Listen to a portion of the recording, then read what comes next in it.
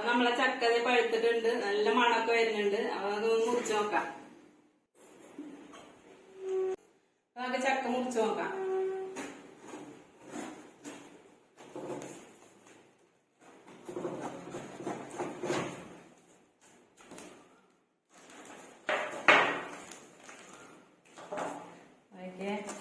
നല്ല നല്ല ചക്ക, അതിന്റെ കളർ നോക്കിയേ, കണ്ടാ?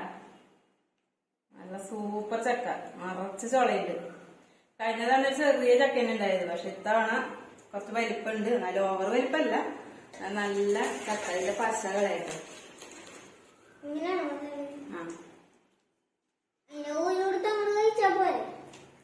നമുക്ക് മുറിച്ചിട്ടൊന്ന് കഴിച്ചു നോക്കാം. മധുരം എങ്ങനെയുണ്ടെന്ന് നോക്കട്ടെ.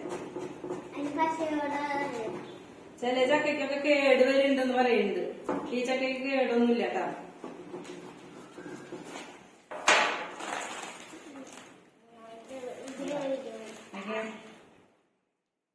കഴിച്ചു നോക്കാം നമുക്കറിയാം.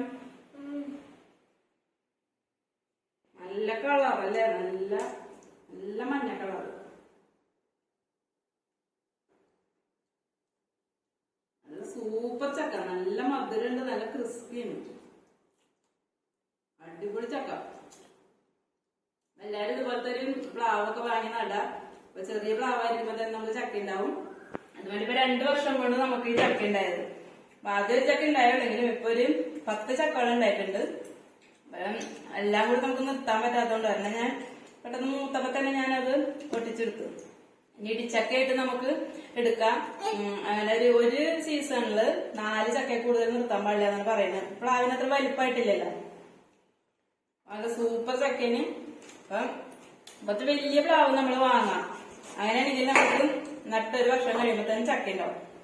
നല്ല സൂപ്പർ ചക്ക, നമുക്ക് കയ്യിൽ എത്തിച്ച് പൊട്ടിക്കാൻ പറ്റുന്ന ദൂരത്ത് തന്നെ ചക്ക ഉണ്ടാവാം.